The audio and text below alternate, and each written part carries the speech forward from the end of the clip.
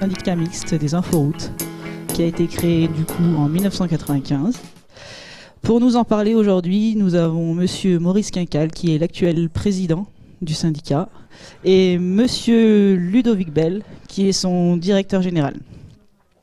On va peut-être commencer avec vous, monsieur Quincal. Est-ce que vous pouvez nous expliquer comment est né le syndicat il y a 20 ans, de quoi il est né et de quoi il se nourrit? Donc, il a été créé il y a 20 ans suite à l'idée d'une personne qui s'appelait M. Jacques Dondou, qui a été président de France Télécom, qui était ardéchois d'origine et qui s'est dit il faut désormais utiliser Internet pour en gros cultiver, informer les jeunes ardéchois. Donc, il faut faire un syndicat qui équipe les écoles de l'Ardèche, et ces écoles équipées d'un ordinateur seraient aussi reliées à Internet, donc reliées au monde, ceci afin d'ouvrir joyeusement les esprits des jeunes ardéchois. Donc une commune qui adhérait automatiquement était équipée d'un ordinateur et d'un modem pour être liée à Internet. Alors le gros avantage de M. Dondou, c'est qu'en tant qu'ancien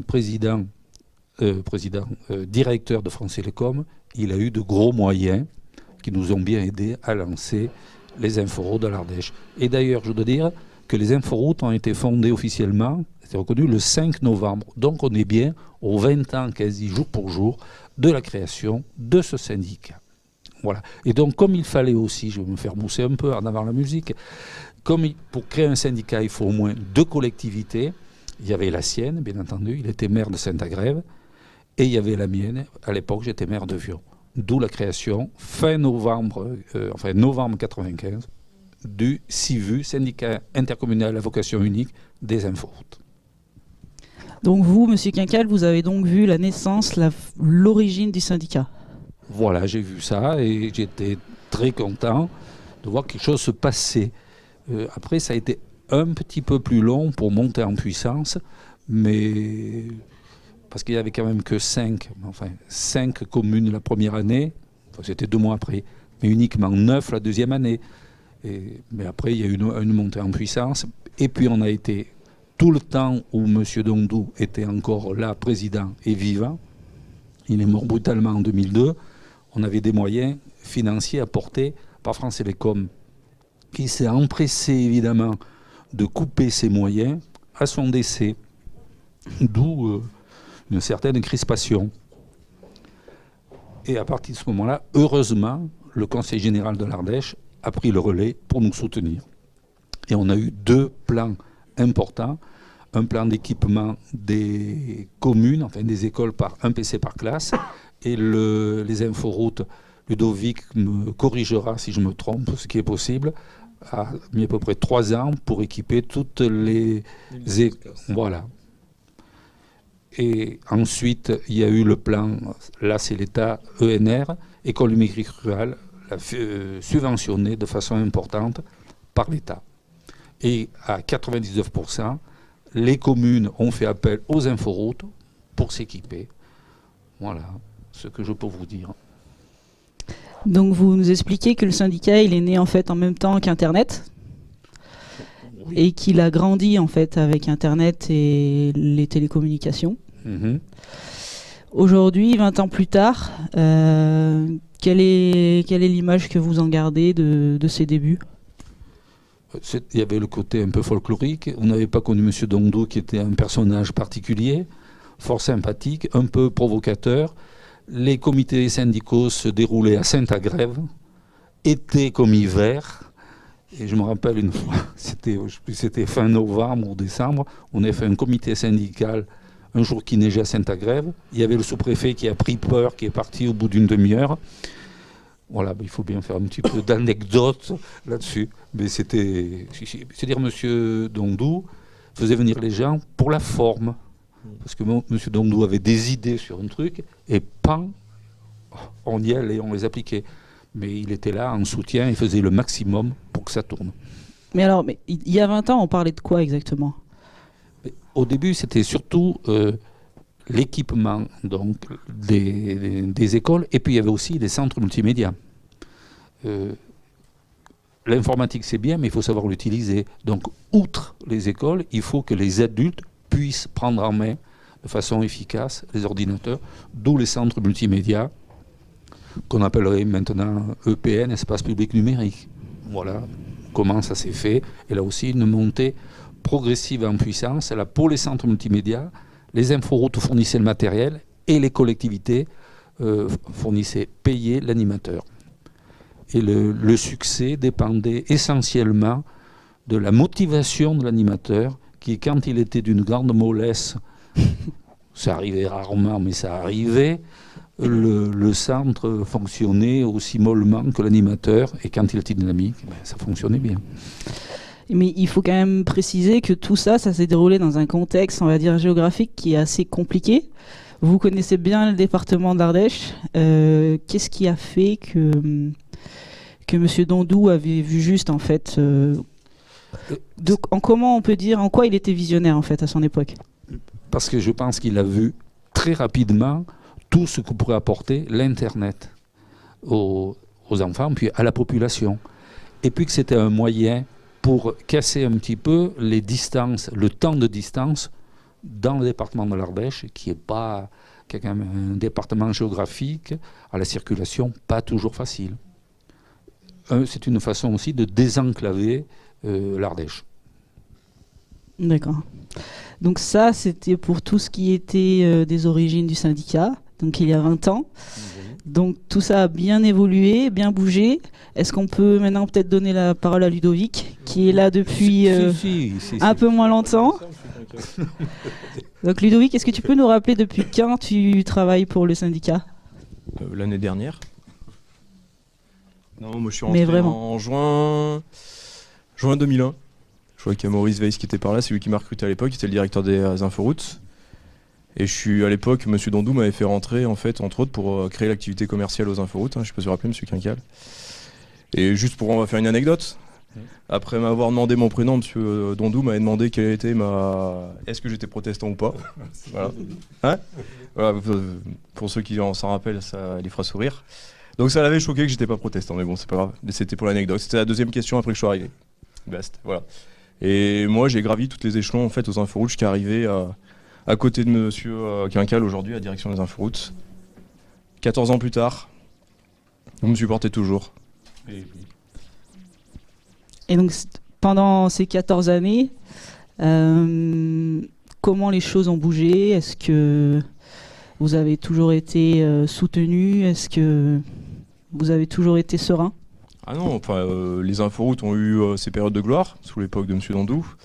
On a eu aussi notre période vache maigre après le décès de M. Dandou, ça a été très compliqué. Hein. Il y a eu une remise en question en fait, du syndicat très forte, parce qu'à l'époque on était déjà ensemble, M. Quincal, en 2008, où on a fait faire un audit du syndicat, où on ne savait pas ce qu'on devait faire du syndicat ou pas. Hein. Parce que comme tout syndicat, il a une durée de vie. Est-ce que c'était le moment d'arrêter ou pas? Est-ce que c'était le moment de continuer? Voilà, et on s'est tourné vers les usages en 2006. On a commencé en 2006. On a passé à vitesse supérieure en 2008. C'est là qu'ensemble, on a décidé en fait, de recruter Daniel Suzolac pour insuffler une nouvelle dynamique. Et puis Daniel, au moment en fait, qu'il a décidé de partir, il m'a laissé la place pour continuer en fait, son travail. Et on va le continuer ensemble jusqu'à encore 2 mandats, c'est ça, M. Quincal, hein? Oui, au moins. Du coup, en 2006, ça a été comme un virage. Qu'est-ce que vous avez changé un petit peu votre activité? Vous êtes recentré sur... Totalement. En 2006, on faisait... à l'époque, je ne me rappelle plus, on devait faire 60 000 € de chiffre d'affaires.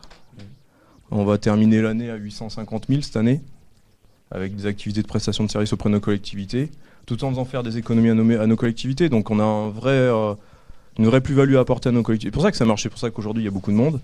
Et c'est pour ça qu'on va continuer, qu'on va essayer de faire progresser le syndicat. C'est pour ça qu'il y a plein de nouvelles têtes. C'est pour ça que tu es là aussi. Parce que si on veut atteindre les 1 million d'euros de chiffre d'affaires, il faut que tu travailles.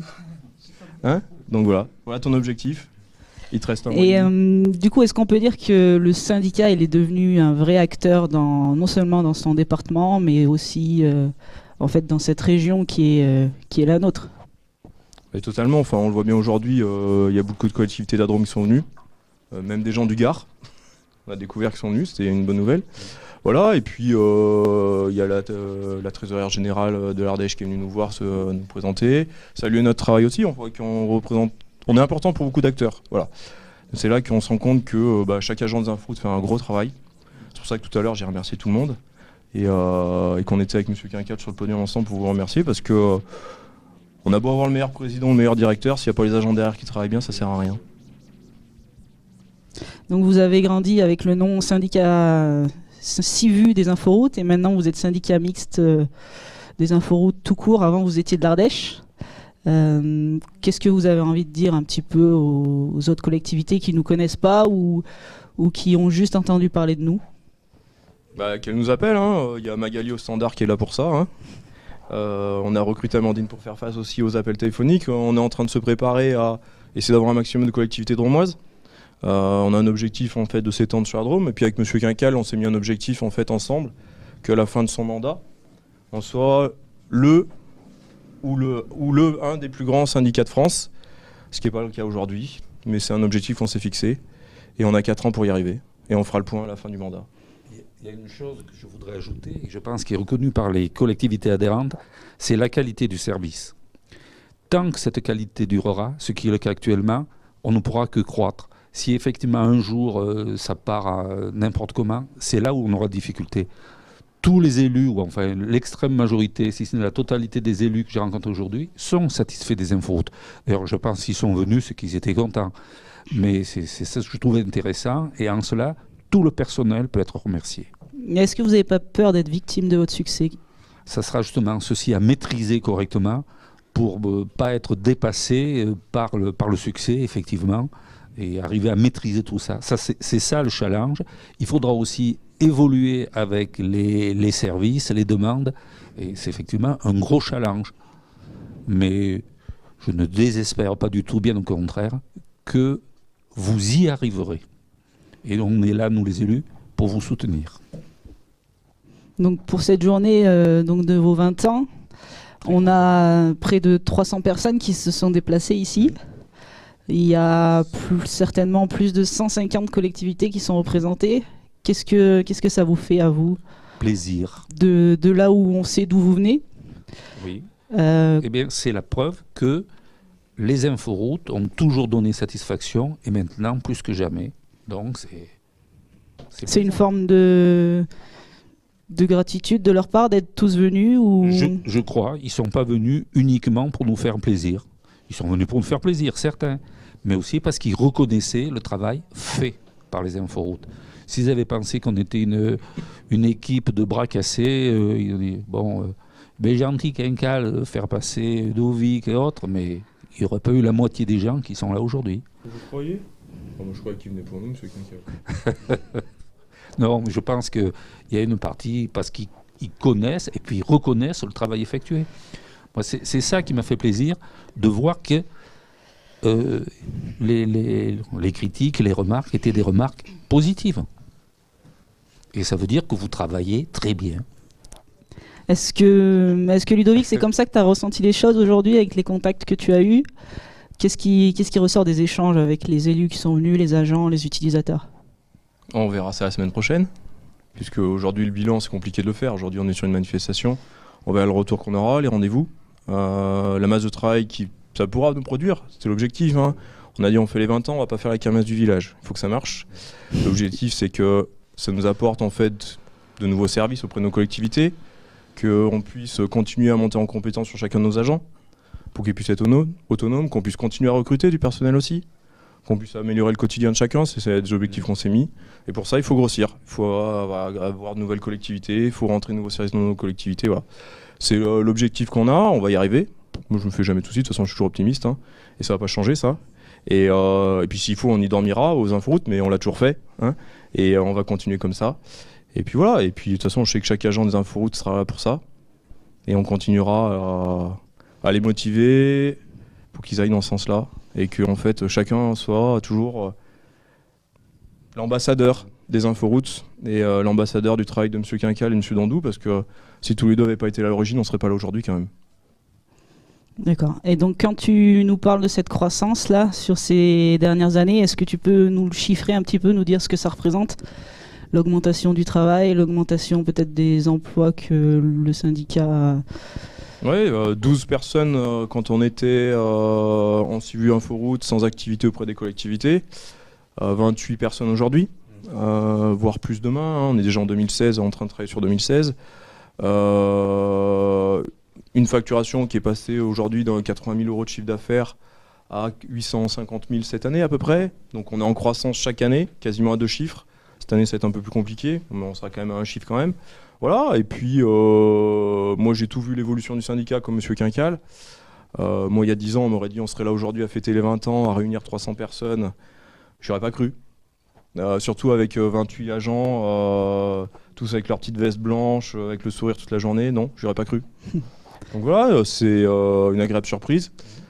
C'est beaucoup d'émotions aussi. Je suis pas très émotif, mais ça m'a quand même beaucoup marqué. Voilà, ça m'a fait plaisir. Voilà. Bon, je pense que vous pouvez être fiers en tout cas de votre réussite, de votre évolution depuis ces 20 ans. Et puis, je pense que toutes les collectivités qui sont présentes aujourd'hui, toutes celles qui n'ont pas pu venir, et toutes celles qui ont été intéressées de près ou de loin, elles peuvent vous remercier pour le travail que l'on fait. Elles peuvent nous remercier, donc nous tous, les agents, et puis les élus qui nous accompagnent. Voilà, donc ça va être le mot de la fin. Merci en tout cas à tous les deux, et puis bon anniversaire encore. Merci beaucoup.